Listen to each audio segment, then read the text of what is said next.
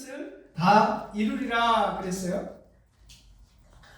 성경에 보면 하나님 마음에 쏙 드는 사람이 딱 한 사람 있었는데 그 사람이 바로 다윗이라는 거예요. 그러니까 역대기를 보거나 열왕기를 보면 하나님께서는 다윗 같은 왕이 세워지기를 바랬어요. 근데 다윗 같은 왕들은 다 축복을 받습니다. 반면에 다윗을 벗어나서 살아가는 사람들은 다 저주를 받게 되죠. 다윗의 후손에서 약속대로 이스라엘에 구주를 세우셨으니 곧 예수라 그랬어요. 그러니까 다윗의 후손에서 결과적으로 예수님이 태어났지만 그 중간중간에 이어질 수 없는 그러한 간신간신하게 하나님의 뜻을 이루는 그런 왕들이 세워진 것을 볼 수 있어요. 자, 다윗의 아들 솔로몬 때는 엄청난 붕이 일어났습니다. 솔로몬은 그의 나이 20세 왕에 등극하여 하나님께 지혜를 구하면서 놀랍게 붕황한 나라, 강성한 나라가 되었습니다. 그 밑바탕에는 다윗의 헌신, 아버지의 헌신이 있었습니다. 전쟁에 승리하고 왕이 되어 모은 모든 자원을, 모든 재산을 성전 짓는 데 다 바쳤다는 것이고, 이렇게 바치자 신하들과 부하들과 그리고 백성들이 그들조차도 즐거이 자신이 가지고 있는 보물들을 드리기를 즐겨했다라고 성경은 기록하고 있습니다. 초기에는 하나님을 의지했고 하나님의 계명과 윤리를 따라서 하나님께 명하신 대로 아주 겸손하게 왕위를 이어갔습니다. 참 지혜로웠습니다. 더 나아가 나라를 흔들림 없이 이끌어갔습니다. 그런데 점차 무역량이 많아지고 정략 결혼을 통해서 각국 나라와 교육을 하고 조공을 받으면서 왕은 점점점 부강했을 뿐만 아니라 교만해져 갔습니다. 그래서 그가 하나님이 왕이 되어서 하지 말라는 것, 그것이 뭐냐?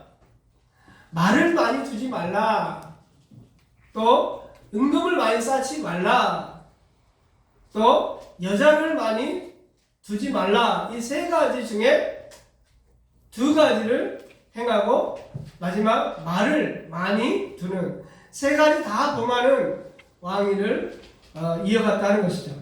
그래서 이 솔로몬 후궁이 700명, 첩이 300명이었다라고 기록할 정도로 엄청난 누림을 가졌지만 백성들은 피폐해져만 갔습니다. 특히 솔로몬 성전을 짓는데 7년 노역을 하게 했어요. 그리고 백성들을 동원하여서 자신의 궁을 짓는데 13년을 백성들에게 노역을 시켰어요. 이것은 유노동 무임금이었어요. 열심히 노동을 시키고 임금을 주지 않았다는 것이죠. 그런데 거기에서 끝나지 않았습니다. 공주들의 집들도 마련해줬고 각종 내성과 외성을 쌓았습니다. 나라는 국방이 튼튼해지고 국가 권력자인 솔로몬의 창고는 점점 꽉꽉 차 있었지만 강단의 공주들을 데려오면서 그들이 섬기는 신들 그대로 데려왔고 그들의 문화도 각종 문화도 솔로몬 나라 이스라엘에 들어오게 되었습니다. 그 결과 솔로몬은 자신도 모르게 하나님이 두 번이나 경고를 했음에도 불구하고 하나님의 경고를 받아들이지 않고 하나님을 섬기기보다 그 이방의 여인들을 기쁘게 하는 일에 열심을 냈다는 것이죠. 그 결과 하나님을 떠나게 되었고 하나님을 경외하기를 등한히 여겼습니다. 더 나아가 하나님의 계명과 율법을 지키는 것이 소홀해졌고 결국 솔로몬의 마음이 여인에게 빼앗겼다라고 성경은 기록하고 있습니다. 그 결과 백성들의 마음은 더욱더 곤고해지고 피폐해져만 갔습니다. 그래서 솔로몬이 죽고 나서 르호보암이 왕위를 이어받자 그러자마자 백성들은 이 르호보암에 와서 이렇게 말합니다. 열왕기상 12장 4절에 왕의 같이 읽어볼까요? 왕의 아버지가 우리의 멍에를 무겁게 하였으나 왕은 이제 왕의 아버지가 우리에게 시킨 고역과 매우 무거운 멍에를 가볍게 하소서. 그리하시면 우리가 왕을 섬기겠나이다. 이건 어찌 보면 그동안 너무 고생을 시켰으니까 이제 좀 우리를 편히 좀 놔두십시오 라는 예언이요 간청이었습니다. 근데 르호보암은 이 솔로몬 왕 때 솔로몬 왕을 섬겼던 그런 모셨던 늙은 노인 신하들과 의논을 했습니다. 그러자 왕이여 그렇게 해주십시오 라고 조언을 했죠. 그리고 또 이 르호보암은 다시 자신의 친구들, 자신과 같이 자랐던 사람들에게 모아서 그들과 의논을 했어요. 근데 그들은 지금 백성들을 잡지 않으면 안 됩니다. 지금 더 강하게 몽둥이로 그들을 그전에는 다스렸다면 이제는 새 채찍으로 다스려야 됩니다 라고 조언을 해주죠. 다시 말해서 그 결과 자신들을 이끌 지도자를 찾게 되었는데 그는 다름 아닌 여로보암이었습니다. 그는 큰 용사였습니다. 솔로몬이 이 청년의 부지런을 보고 세워서 요셉 조속들의 일을 감독하게 하였고 그가 아히야의 선자를 만난 후로 솔로몬을 반역하게 되었다라고 말합니다. 오늘 본문은 바로 그 여로보암이 북이스라엘의 왕이요 지도자로 그에게 따라붙은 이스라엘 10지파가 있었습니다. 그 마음은 사람의 마음을 어떻게 살까를 궁리하면서 행한 모습을 살펴볼 수 있습니다. 여러분, 고통이 없이 성공한 사람은 자신이 잘난 줄만 알지 그것이 누군가의 피와 땀이라는 사실을 잘 모릅니다. 그러다 보니까 그의 교만은 결국 꼼수로 이어지게 되었고 아까 말씀드린 이 세 가지를 행하게 되었던 것이죠. 여로보암의 장기가 결국 우명한 백성들의 어리석음과 결합되어서 하나님을 찾기보다 하나님을 떠나게 되는 계기를 마련하게 됩니다. 베델과 단에 금송아지 우상을 세우고 일반 백성들 중에 제사장을 멋대로 임명하여서 그 제단을 더럽히게 되었습니다. 왕의 잔머리가 대단합니다. 하지만 그 백성들은 충분히 하나님을 섬길 수 있고 하나님을 알고 있었는데도 불구하고 놀랍게도 왕이 편리함을 제공하자 그대로 따라갑니다. 묻지도 따지지도 않고 무조건 왕이 시키는 대로 따릅니다. 교회가 코로나로 라이브톡이라도 예배를 드리고자 하자 그대로 따르더니 이제 방에 눌러 앉아 버린 성도들이 있습니다. 하나님은 어리석은 종의 잘못과 평안함을 추구하는 성도의 잘못을 수정하고 잘못된 버릇을 고치고 새롭게 하시기 원하십니다. 다윗의 집으로 돌아가는 것을 막기 위해서 베델과 단에 금송아지 우상을 세우게 되는 이 참으로 어처구니 없는 일을 행하는 여로보암의 모습을 볼 수 있습니다. 이스라엘 백성들은 1년에 3차례 절기를 지키기 위해서 예루살렘 성으로 나아가야 했습니다. 그곳에 솔로몬 성전이 있었기에 그곳에 가는 것이 너무나 자연스러웠습니다. 이스라엘 백성들의 마치 영혼의 고향 같은 것입니다.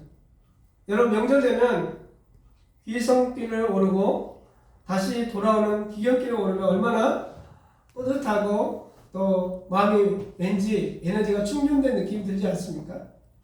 마치 그런 것처럼 예루살렘으로 왕래하다 보면 북이스라엘을 벗어나서 남쪽 예루살렘으로 이스라엘 백성들이 다 가버릴 것 같은 그런 불길한 예감이 들어서 이 여로보암은 베델과 단에 금송아지 우상을 만들어 놓고 그것이 너희가 섬길 신이다 라고 가르쳤던 것이죠.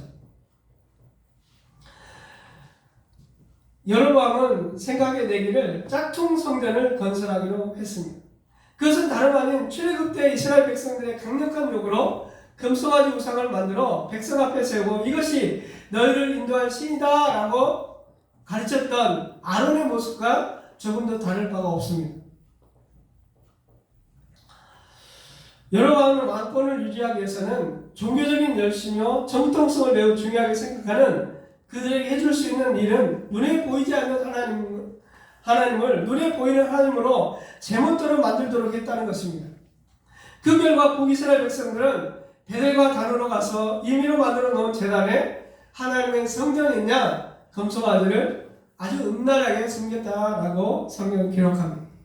자신의 권력을 유지하기 위해서 금송아지 우상을 만들었던 여로보암에 비해 그것을 따르고 추종했던 백성들은 무지할수록 좋은 것입니다. 오늘날 한국도 역시 마찬가지로 법에 대해서 혹은 왕이 대통령이 해야 할 일에 대해서 또 법무부나 입법부나 행정부가 해야 할 일에 대해서 잘 모를수록 그들이 백성들을 마음껏 쥐락펴락할 수 있다는 것이죠.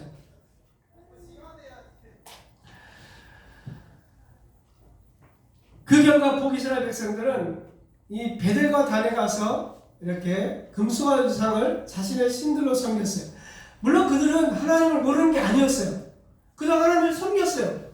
그런데 놀랍게도 그것이 편리했고 그것이 좋았기 때문에 그 길을 그냥 따라갔던 것이죠. 백성이 영리하면 왕이 속여먹을 수 없는데 백성이 무지하니까 왕이 만든 금송아지를 신으로 믿고 따르는 것입니다. 백성들은 금송아지가 우상이었던 것입니다. 그것에 빌면 자신의 소원을 들어준다고 생각했을 것입니다. 또한 한편으로는 금송아지는 두려움의 대상이기도 했을 것입니다. 왜냐하면 금송아지가 신이니까 자신들에게 복이나 저주를 퍼부을 수 있는 존재라 믿은 것이기에 한때는 머리를 조아리기도 했을 것이고 자신의 소원을 아뢰기도 했을 것입니다. 이스라엘이 출애굽할 때도 모세가 신에서 하나님을 너무 오랫동안 만나면서 내려오지 않게 되자 모세는 죽었나 보다 우리를 인도한 신을 내라 그러면서 아론이 그들에게서 기구를 빼서 금송아지 우상을 만들어 이것이 우리를 인도한 신이다 라고 가르쳤을 때 백성들은 그 앞에서 뛰놀면서 너무너무 즐거워했습니다. 정말 미친 듯이 그 금송아지의 우상을 섬겼다는 것이죠. 섬기는 대상만 바뀌었을 뿐 인간은 뭔가 의지의 대상이 필요하여 자신의 여건을 채우면 되었던 것입니다. 사람들이 신을 찾는 이유는 다양합니다. 자신의 부족함을 채우기 위해서 찾는 경우가 대부분이라 할 수 있죠. 자신의 아픈 곳을 긁어주고 부족한 부분을 채워줄 수 있는 신. 기독교와 다른 종교의 차이점은 다른 종교는 자기 스스로 찾기도 하고 버리기도 한다는 것입니다. 그러나 기독교는 하나님께 우리를 만나주셨다는 것입니다. 그분께서 우리를 택하시고 예정하시고 만나주셔서 우리가 그분을 섬기게 되었다라고 에베소 4장 4절 7절을 말씀합니다. 우리 같이 한번 읽어볼까요? 곧 창세전에 그리스도 안에서 우리를 택하사 우리로 사랑 안에서 그 앞에 거룩하고 흠이 없게 하시려고 그 기쁘신 뜻대로 우리를 예정하사 예수로 말미암아 자기 아들들이 되게 하셨으니 이는 그가 사랑하시는 자 안에서 우리에게 거저 주시는 바 그 은혜의 영광을 찬송하게 하려는 것이다. 우리는 그리스도 안에서 그의 은혜의 풍성함을 따라 그의 피로 말미암아 속량 곧 제사함을 받았느니라.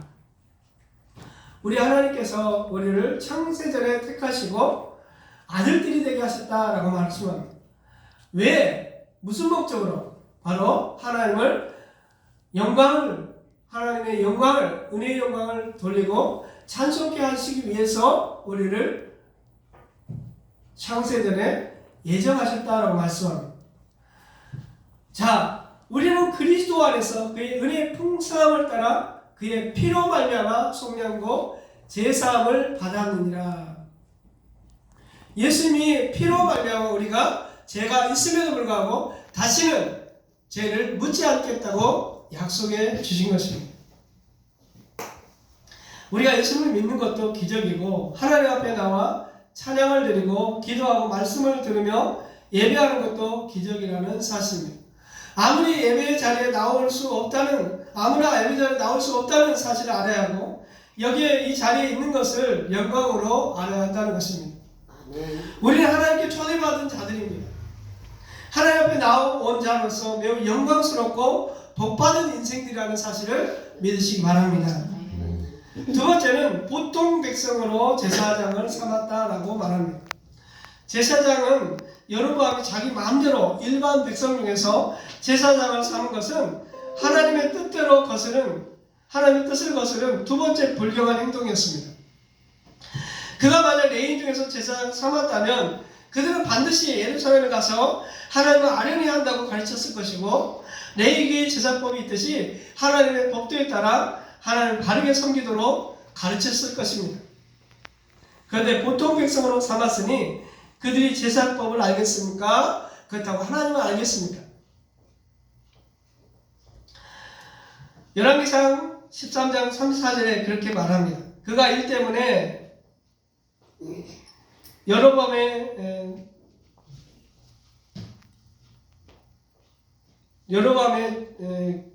죄를 얻었으며 마침내 땅에서 흔적 없이 사라졌다. 그러니까 여로보암이 놀랍게도 이렇게 행한 이유가 있습니다. 그것은 바로 꼼수를 부린 것이죠. 제사장을 자기 마음대로 부리고 싶었던 것이죠. 요즘 말하면 학식계나 있고 말주변이나 좀 있는 사람이 자기가 생각나는 대로 원하는 대로 마음대로 하나님을 섬기라고 그렇게 설교하는 것과 같을 것입니다. 여러분이 잘 아는 이 할렐루야라는 영화를 보신 적 있으신지 모르겠어요. 할렐루야 보면 박주문이 나와요. 이 사람이 사기꾼인데 얼마나 말을 잘하는지 설교를 아주 기깔차게 합니다. 백성들은 하나님 말씀이 아님에도 불구하고 거기 성도들은 아멘 아멘 하면서 자신의 진짜 목사인 것냐 따라가는 모습을 볼 수 있어요. 전임 목사가 갈리면서 이 박종이 들어오는데 거짓 목사 행세를 아주 잘하는 것을 볼 수 있어요. 이스라엘 백성들은 이전에 섬기던 방식이 아닌 자기들 마음대로 제사를 드리게 될 게 뻔했던 것인데 이 모든 건 역시 여로보암이 자신을 떠나 남유다로 넘어갈까봐 두려워서였던 것입니다. 두 번째 생각할 수 있는 것은 제사장을 왕의 마음대로 세울 수 있다는 것은 영적인 부분과 세상 권력을 다 쥐락펴락하려고 했다는 것입니다. 왕권과 신권을 쥐고 이스라엘 백성들을 쥐락펴락하기 위함이었습니다. 오늘날로 말하면 대통령도 하고 종교 지도자도 되어서 교황도 되고 대통령도 되는 것을 범하는 것입니다. 목사도 되고 또 대통령도 해서 마치 자신이 신적인 권력과 세상적인 권력을 다 쥐냐 그렇게 쥐락펴락하고 싶었던 것입니다. 자기 마음대로 하려고 했던 것이죠. 그 대표적인 예가 그가 분향을 드리려고 했다는 것입니다. 열왕기상 13장에서 제사장이나 할 수 있는 일을 자신이 하려고 했습니다. 그때 베델에서 온 젊은 선자가 꾸짖자 제단이 갈라지고 그 위에 재가 쏟아질 것이라고 했습니다. 그렇게 외치자 그렇게 됩니다. 그러니까 왕이 뭐라고 하냐, 저놈 잡아라! 저 젊은 선자를 잡아라 그랬던 것이죠. 근데 저놈 잡아라 했던 그 손이 부서져 버립니다. 그러니까 그는 제사를 드려서는 안 되는 왕이었죠. 레위지파도 아니었고 그가 제사장도 아니었던데 그는 모든 것을 다 쥐락펴락하고 싶었던 거죠. 그래서 손이 말라버렸다는 기사가 나오는데 여로보암은 그만큼 교만했고 그만큼 꼼수를 부리기를 원했습니다. 쥐어진 권력을 빼앗길까봐 두려웠던 것입니다. 사람은 자기에게 주어진 좋은 기회를 놓치고 싶어 하지 않습니다. 그렇다 보니까 수단과 방법을 가리지 않습니다. 또한 자신에게 주어진 권력 또한 놓치지 않기 위해서 수단과 방법을 다 한다는 것을 우리는 역사를 통해 잘 알고 있습니다. 현재도 마찬가지고 미래도 마찬가지일 것입니다. 백성들은 매우 무지하기 때문에 왕이 이끄는 대로 또 묻지도 따지지 않고 금송아지를 하나님을 섬기는 어리석은 백성이 되어가고 있었던 것입니다.